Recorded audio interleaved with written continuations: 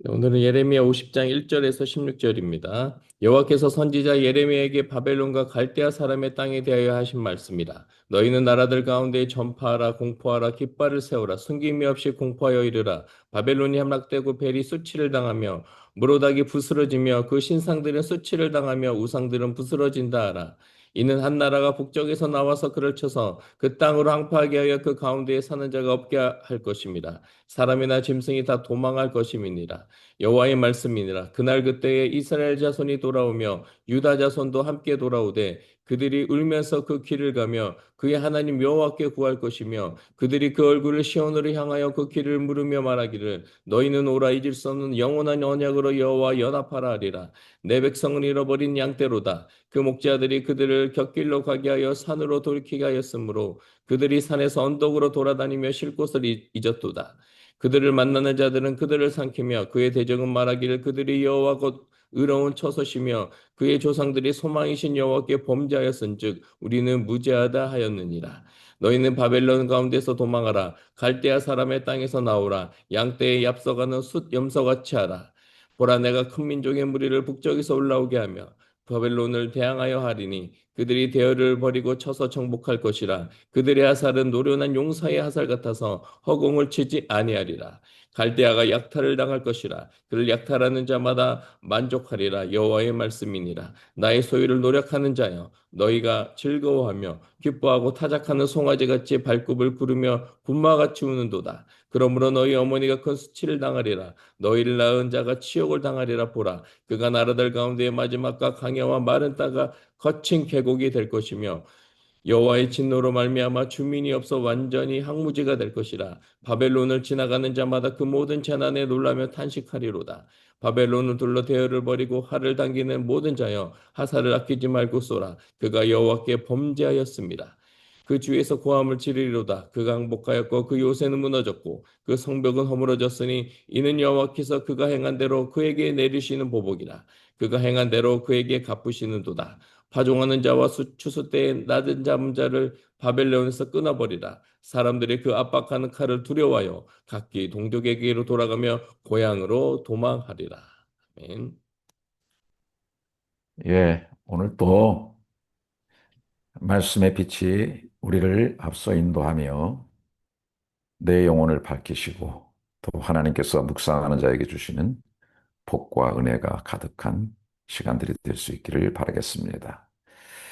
드디어 이제 바벨론도 또 심판을 받게 되는군요. 그런 내용들에 대해서 좀 살펴볼 텐데요. 바벨론에 대한 말씀이 시작되고 있습니다. 바벨론의 종말이 온다. 북방에서부터 나라가 일어나서 심판하게 된다라고 하는 그런 내용들이 첫 번째 파트에 기록이 되어 있습니다. 자, 1절 보시게 되면 여호와께서 선지자 에레미야에게 바벨론과 갈대아 사람의 땅에 대하여 하신 말씀이다. 너희는 나라들 가운데에 전파하라, 공포하라, 깃발을 세우라. 숨김 없이 공포하여 이르라. 바벨론이 함락된다. 바벨론의 신 벨이 수치를 당하고 무로닥이 부러지고 신상들이 다 부스러진다. 그렇게 말씀하고 있습니다. 자, 바벨론이 함락되었다. 이제 훌커다, 바벨 이렇게 되어 있는데요. 이 내용 이것이 원래 동사 라카드인데 사로잡히다, 점령당한다인데 수동형입니다. 그리고 완료형이 있거든요. 그래서 미래 사건을 완료형으로 선언. 이게 이제 히브리어의 독특한 시제죠. 예언형 완료. 그래서 역사적으로 무너지기 전인데 하나님 말씀 속에서 이미 끝난 사건으로 선포되어지게 되는 것. 이런 것들의 어떤 시제적 말씀이 굉장히 의미가 있어요. 항상 하나님은 예언하시는데 하나님의 계획은 완전함으로 그것이 이미 이루어졌다라고 볼 수 있다라는 것이죠. 그리고 또 여기 이제 벨, 그다음에 무르닥이 나오는데 이 벨은 칭호라고 볼 수 있어요. 고유명사라기보다는 주인, 주권자. 사실은 이 바벨론 무르닥이라고 하는 신의 호칭으로 볼 수가 있어요. 그리고 이 벨은 국가적인 최고 신의 존칭인데 사실은 바벨론 자체를 신격화하고 그 권력을 신격화한 것의 실체라고 볼 수가 있습니다. 그래서 실체는 이제 무르닥이고 그것을 호칭하는 것이 벨이다라는 것은 다 부서뜨려 버리겠다. 이렇게 말씀하고 있는 것입니다. 하나님의 계획에 의해서 한 나라가 북쪽에서도 나오는데 그를 쳐서 땅으로 황폐하게 하고 사람과 짐승들 다 살 수 없다 그런 것인데요. 그 성경에 나오는 이제 메대, 바사인데 사실 이걸 통틀어서 이제 페르시아 연합 제국이라고 볼 수가 있어요. 고레스 2세 때 주전 539년에 바빌론이 정복되는데 유프라테스 강 수로를 변경시켜 가지고 하루아침에 무혈 점령하는 그런 것을 볼 수가 있어요. 여기 이제 유명한 그 유프라데 강이 있죠. 흐르고 있는데 이 위에 이제 아수르 제국이 세워졌죠. 그래서 바벨론이 일어나면서 아마 이 유브라데 강에 이 수로를 갖다 돌린 것 같아요. 그래서 이 유브라데 강물 위에 이렇게 세워졌기 때문에 이 대제국이 결코 외부의 침략을 받을 수 없고 무너지지 않을 거라고 이제 생각을 했던 것 같은데 그 물 줄기를 다른 데서 돌려서 아마 땅을 내 가지고 밀고 들어갔다는 그런 이제 전설적인 내용 뭐 기록들이 좀 있는데 그것이 정확한 건지는 잘 모른다는 그런 의견들이 많이 있어요. 하지만 어쨌든 하루아침에 이 아수르 거대한 제국을 이 바벨론이 무너뜨렸다. 그렇게 보는 것은 맞는 것 같아요. 자, 그런 와중 속에서 드디어 이제 하나님의 때가 되니까 바벨론으로 돌아갔던 포로되었던 이스라엘 백성이 회복되어서 돌아온다라고 하는 것입니다. 여호와의 말씀이다. 그날에 이스라엘 자손이 돌아오며 유다 자손도 함께 돌아온다. 북이스라엘, 남유다 다 그렇죠. 울면서 그 길을 가며 그의 하나님 여호와께 구할 것이며 그들이 그 얼굴을 시온으로 향하여 그 길을 물으며 말하기를 너희는 오라. 자, 잊을 수 없는 영원한 언약으로 여호와와 연합하리라. 이렇게 얘기하고 있어요. 잊을 수 없는 영원한 언약. 참 세상 변하고 다 흔들려도 언약은 변치 않는다. 왜 하나님이 변치 않는 분이고 하나님은 이 언약을 통해서 우리를 다루시고 말씀하시고 이끄신다라는 것을 볼 수 있습니다. 제가 이제 최근에 좀 그런 생각을 좀 묵상했는데요. 네, 하나님은 보이지 않죠. 그래서 사실 이방 나라들이 이렇게 뭐 모르닥이라든지 이런 식으로 바알, 아세라, 우상을 만드는데 사실 우상을 만들 건 없거든요. 왜? 세상을 보면 하나님이 다 보이거든요. 세상 천지 만물 속에 하나님이 보이고 뿐만 아니라 우리 양심을 봐도 하나님이 보이고 역사를 봐도 하나님이 보이거든요. 그런데 자꾸 보이는 것을 만들려고 해요. 그 보이지 않는 하나님은 오히려 이 언약을 통해서 말씀을 통해서 우리와 관계하시기 때문에 눈에 보이는 것은 변하죠. 흔들리죠. 하지만 이 언약은 변치 않는 거예요.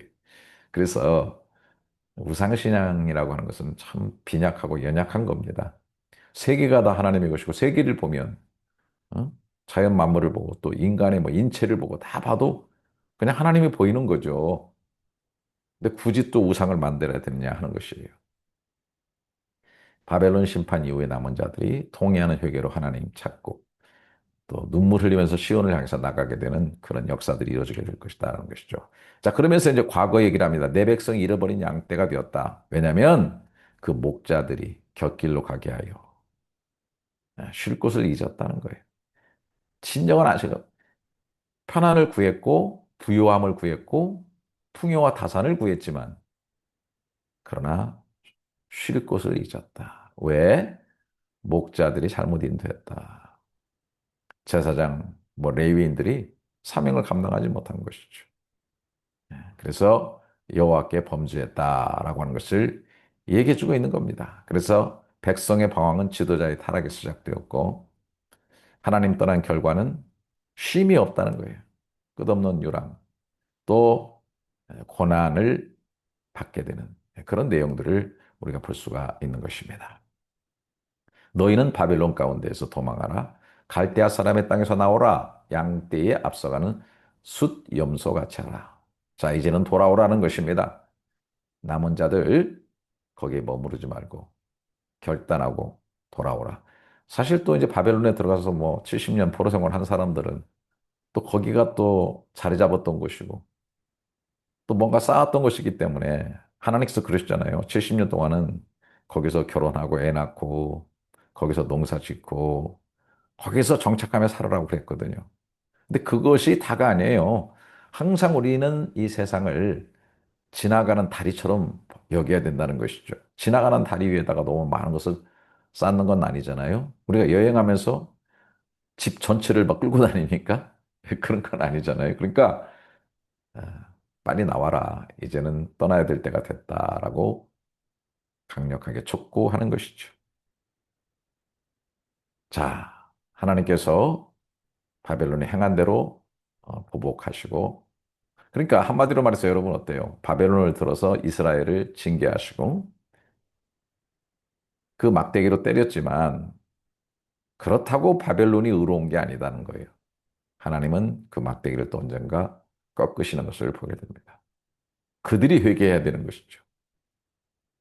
그래서 정확하게 노래난 용사의 화살이 꽂히는 것처럼 하나님의 이 심판이 이루어지게 될 것이다. 갈대아가 약탈을 당할 것이다.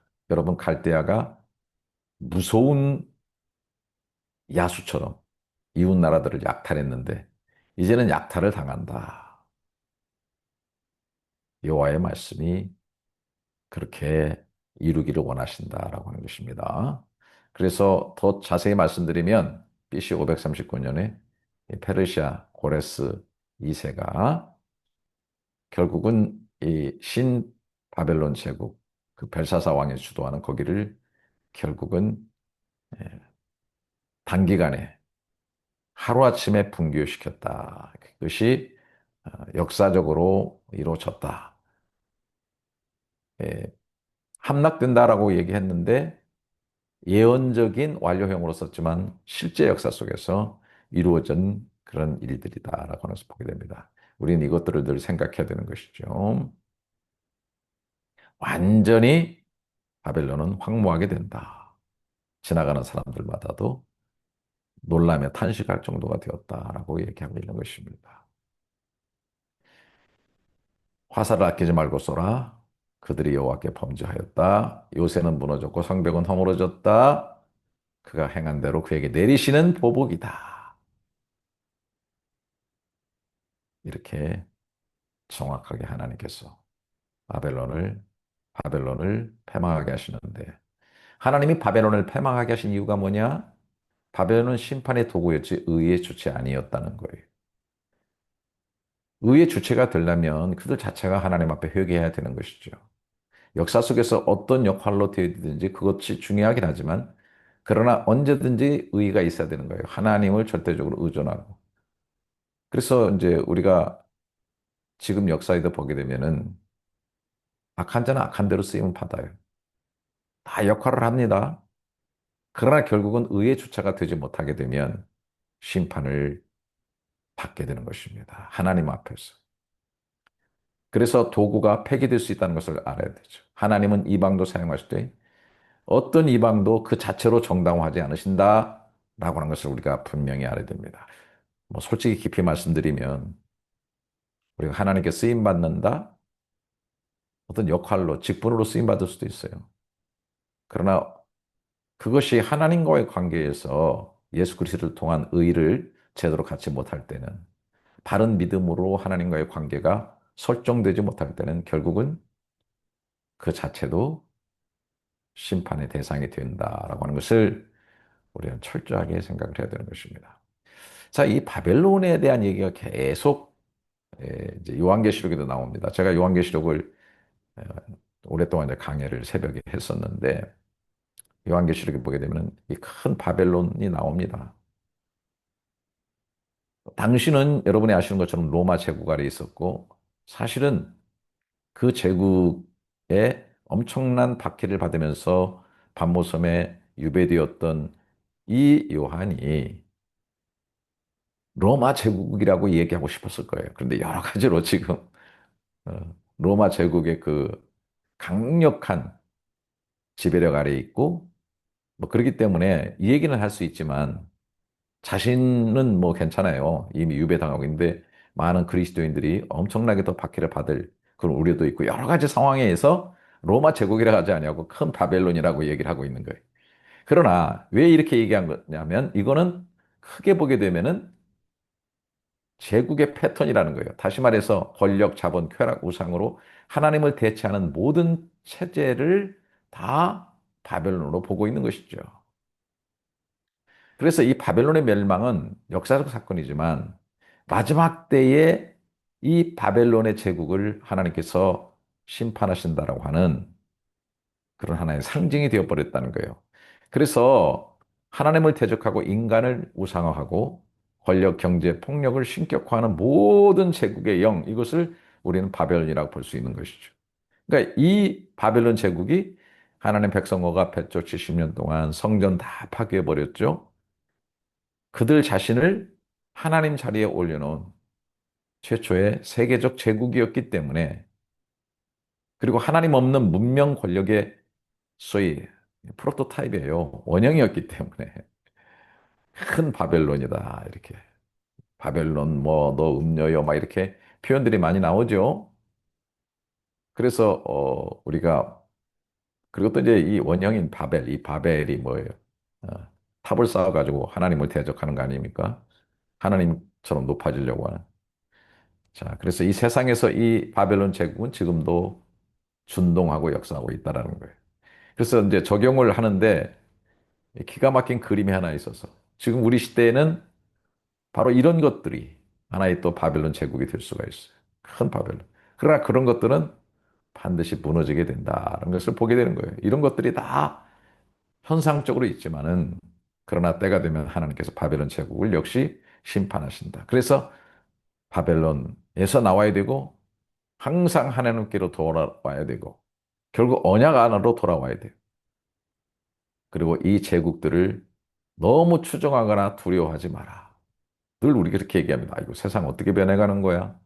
와 세상 뭐 그러니까 뭐 세상이 어마무시하게 되는 것처럼 보이고 지금은 뭐 생명공학이 발전하니까 150까지 살 거야. 뭐 200년 살 거야. 어떤 분은 또 그러더라고. 안 죽는 것이 이미 다 개발됐다고. 안 죽는 것이 우상이 됩니까? 하나님께서 놔두지 않아요. 결국 하나님 앞에 서야 될 인생인데, 영원한 것은 하나님께 있는데, 영원을 가리는 것들이 되는 거예요. 영원을 가리는 것들. 예, 저는 정말 이런 것들이 문제라고 생각해요. 그러니까 쾌락으로 행복을 가려버려요. 나의 열심으로 하나님의 의의를 가려요. 바벨론 대제국으로 참된 권능을 다 가려버립니다. 돌아와야 됩니다. 깨어 있어야 됩니다. 그래서 종말 얘기하면 다 깨어 있으라는 말이 계속 반복되고 있는 것을 봐야 되는 것입니다.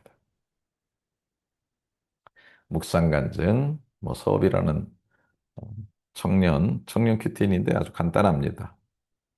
저는 오랫동안 열심히 공부하며 전문직 자격증을 준비했습니다. 그리고 하나님의 은혜로 마침내 자격증을 취득하고 원하던 직장에 취업했습니다.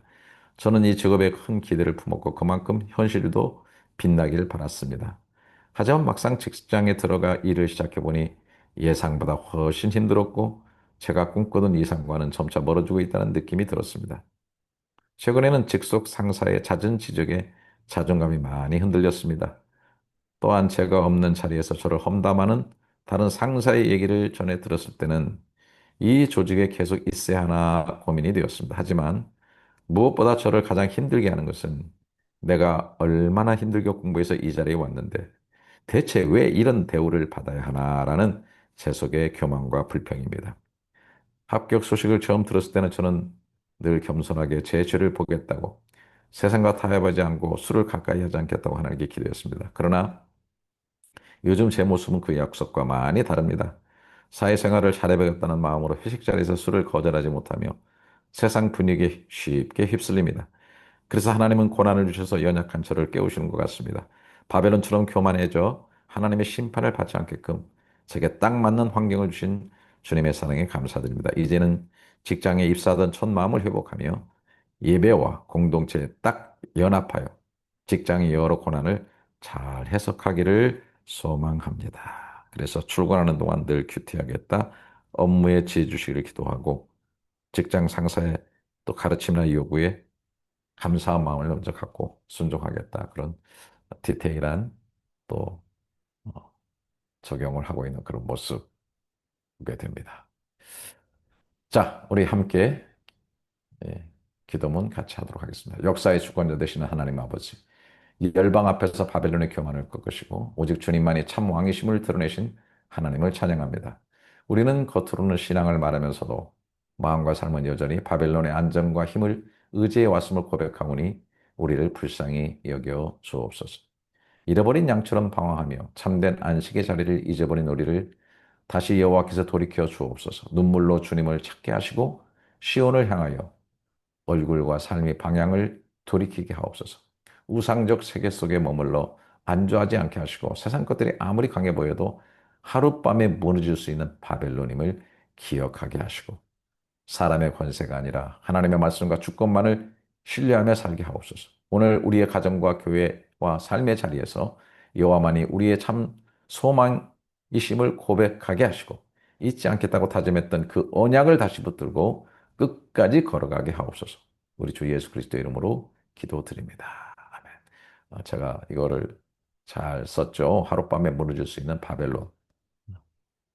이것에 가려서 진짜 우리가 찾아야 될 그 하나님의 언약을 잊지 않는 그런 삶이 되게 해달라고 우리 같이 또 오늘 한 목소리로 기도하며 나가도록 하겠습니다. 하나님 아버지, 이스라엘 백성이 바벨론의 포로들이 무관적 그것이 무한전한 착하다 보니 여기 깃들이 들어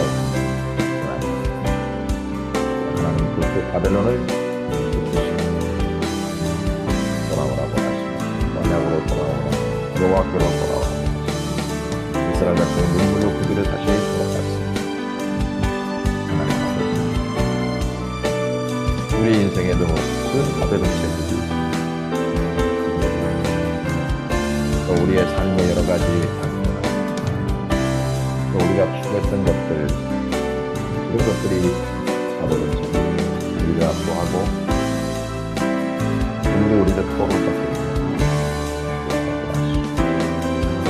다시 한번 하나님과의 관계 속에서 수고하는 본질로 돌아와 믿음의 삶을 축복하여 주시기를 원합니다.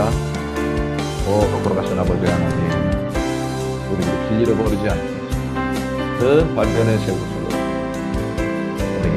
저희를 도와 주시옵소서. 하나님 인도하여 주시옵소서. 깨우쳐 살도록 말씀하시옵소서. 귀하신 하나님 아버지, 이스라엘 백성 하나님을 떠나고 범죄함으로 바벨론 포로가 되었는데 그 70년을 살아가면서 또 거기에 안주하고 정착하면서 때가 되어 돌아와야 되는데 하나님의 말씀을 잊고 사는 백성들. 그래서 준엄한 하나님의 음성이 오늘 또 들려지고 또 그들이 기대고 있었던 무너지지 않을 것 같은 바벨론을 또 하나님께서 심판하신 모습을 바라보게 됩니다. 바벨론에 가려서 하나님을 보지 못하고 그 하나님의 이미 말씀하셨던 그 언약, 바벨론은 무너질 것이다. 너희는 70년 만에 돌아올 것이다. 잊어버리고 사는 우리들은 아닌지. 큰 바벨론 제국이 오늘에도 있음을 저희들 봅니다. 큰 문명, 오늘의 흘러가는 세계의 역사들, 또 내가 누리고 있는 것들, 내가 붙잡고 가는 것들이 바벨론 대제국이 되어서 오히려 우리가 그 가운데 포로가 되고 있는 삶은 아닌지 우리 자신을 각성하게 하여 주시옵시고 하나님 아버지, 우리를 다시 한번 언약의 길로, 말씀의 길로 돌아오고 회복되는 저희들 되게 하여 주옵시고 이제 큰 바벨론 제국에서 더 큰 제국이신 하나님의 나라를 바라보고 오 망하였도다 바벨론 제국이여 무너졌도다 바벨론이여 라고 한 그 외침과 음성을 귀에 듣게 하시고 영원한 하나님의 나라를 영원한 약속을 붙잡고 다시 한번 일어서며 이 말세를 살아내는 귀한 주의 성도들 되게 하여 주옵소서. 주 예수 그리스도의 십자가의 은혜와 하나님의 영원한 사랑과 그 은혜와 사랑 속에 우리를 살게 하시는 성령님의 감동 감화하심이 귀한 성도들의 심령과 삶 가운데 영원토록 함께 있을지어다. 아멘. 감사합니다. 네, 감사합니다. 감사합니다.